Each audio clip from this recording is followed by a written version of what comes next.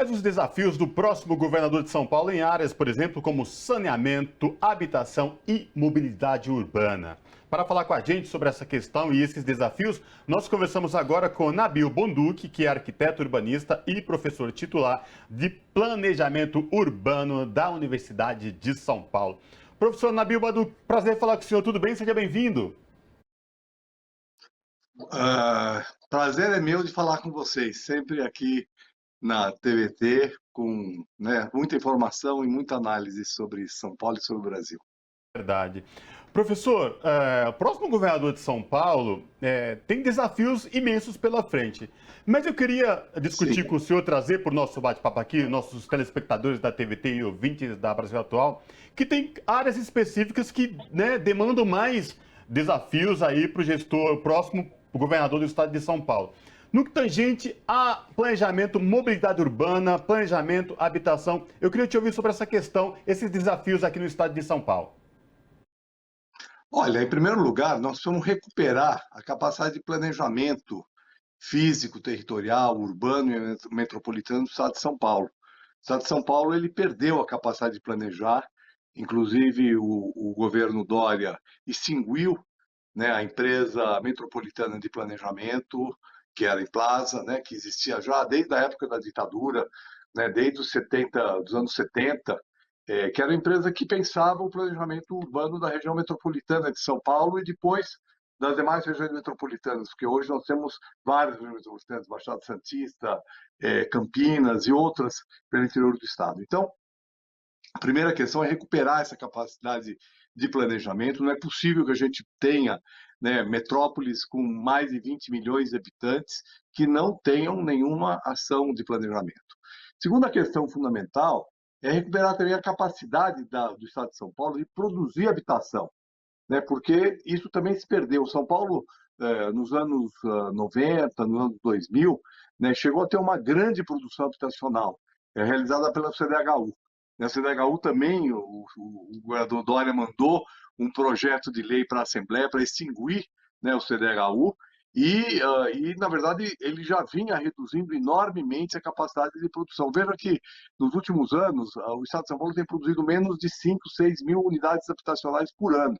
Um Estado que tem uma demanda enorme. Nós temos um déficit só na região metropolitana de aproximadamente 580 mil unidades habitacionais, ou seja, pessoas que moram precariamente ou que coabitam a habitação, e temos uma demanda futura até 2040 de aproximadamente 800 mil unidades habitacionais. Então, se a gente não produzir habitação, obviamente a habitação produzida junto com os movimentos sociais, preferencialmente através de processos autogestionários, o que nós vamos ter é o crescimento da habitação informal, e é o que está acontecendo. O desafio de São Paulo hoje é enfrentar esse problema da habitação produzida, vamos dizer assim, sem planejamento, sem projeto e em áreas adequadas. Por exemplo, eu diria que nós vimos agora no começo do ano em Franco da Rocha, todos os problemas que nós tivemos de desbarrancamento, de deslizamento de terra. Temos visto nas áreas de mananciais, áreas que deveriam ser preservadas, elas precisam ser protegidas, porque nós estamos protegendo a água. Então, esses assuntos são assuntos que estão muito ligados. A habitação está ligada com o saneamento, portanto, com a segurança hídrica. Na hora que eu ocupo uma área de manancial com habitação, estou prejudicando o problema do abastecimento de água, estou poluindo nossos cursos d'água, e também com a questão de mobilidade, porque, em geral, o que vem sendo produzido de habitação informal está nas áreas mais externas da cidade, gerando problemas de mobilidade. E nós precisamos, isso nós temos debatido muito na universidade, em grupos que têm, inclusive, sugerido propostas para os candidatos a governador, eu particularmente acompanho muito a candidatura do Fernando Haddad, tem um proposto que seja feita uma habitação produzida em áreas centrais de São Paulo, porque é muito importante que a gente tenha habitação bem localizada. Quanto melhor localizada a habitação, menor as necessidades de deslocamento. E quando menos se desloca, mais tempo a pessoa tem para viver. Então, esses assuntos né, mobilidade, habitação, saneamento e também o meio ambiente são muito interligados. E a habitação está no centro disso, né? Produzir habitação bem localizada é fundamental para que a gente possa garantir condições de vamos dizer assim, de acessibilidade, de mobilidade adequadas para a população e vamos, por outro lado, evitar que hajam problemas como poluição dos cursos d'água, né, com os problemas de segurança hídrica.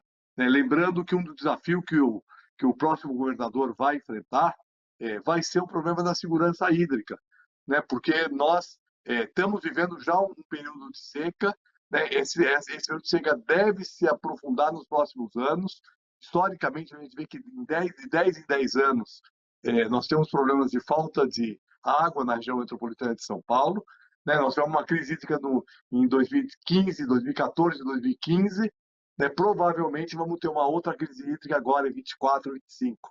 Né? E aí, obviamente, nós precisamos nos preocupar com a qualidade da água que é produzida na região metropolitana de São Paulo. Professor, o estado de São Paulo, ele é extenso, ele tem diversidade, ele tem pluralidade. O senhor colocou já a questão habitacional. A gente, inclusive, sofre com algumas cidades que se colocam como cidades dormitórios por falta de emprego na localidade. As pessoas têm que se deslocar muito para alcançar os locais onde estão os empregos. Então, quando a gente fala de um planejamento para o Estado, aí eu queria que o senhor também pudesse falar sobre essa questão que o senhor está acompanhando da candidatura do Fernando Haddad.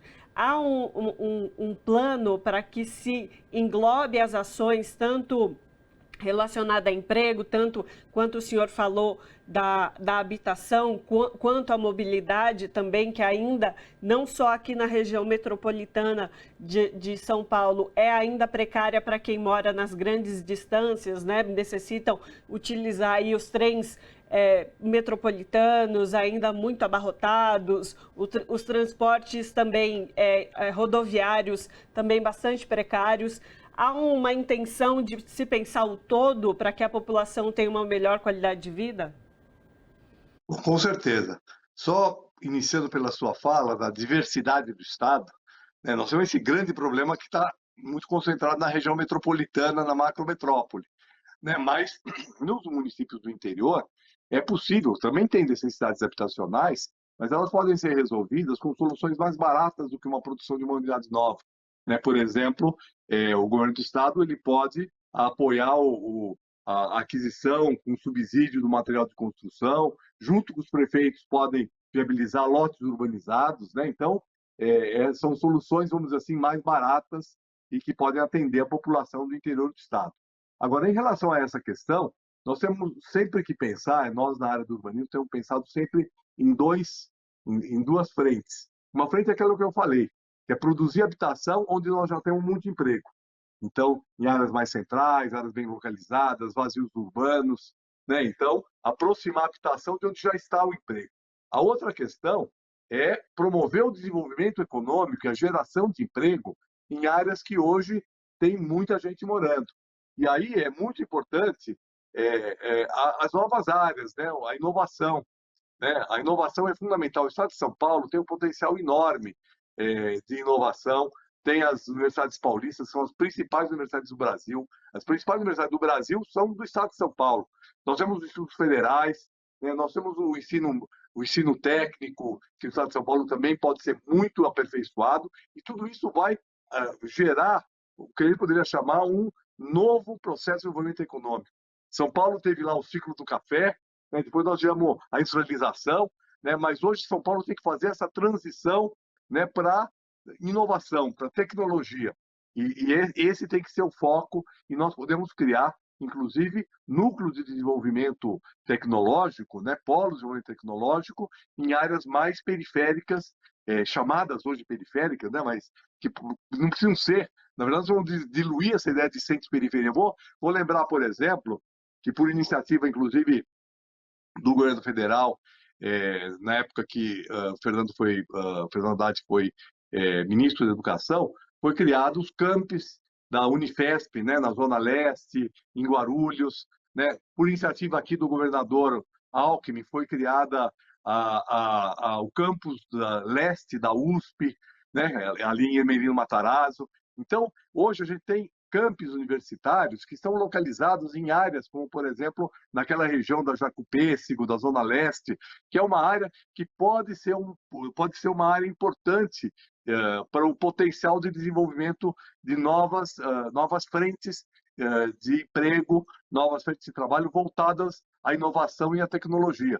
Então, esse link entre universidade, institutos de ensino superior, institutos de pesquisa e apoio ao desenvolvimento econômico, pode fazer com que uma região que hoje concentra uma grande população, né, uma população trabalhadora e que não tem emprego, né, possa morar ali e trabalhar lá, né, no que a gente poderia chamar aí um desenvolvimento econômico 3.0, né, do estado de São Paulo, né, onde a tecnologia e a inovação encontram locais, né, de implantação, né, criando novas centralidades em áreas que hoje praticamente são cidades dormitório.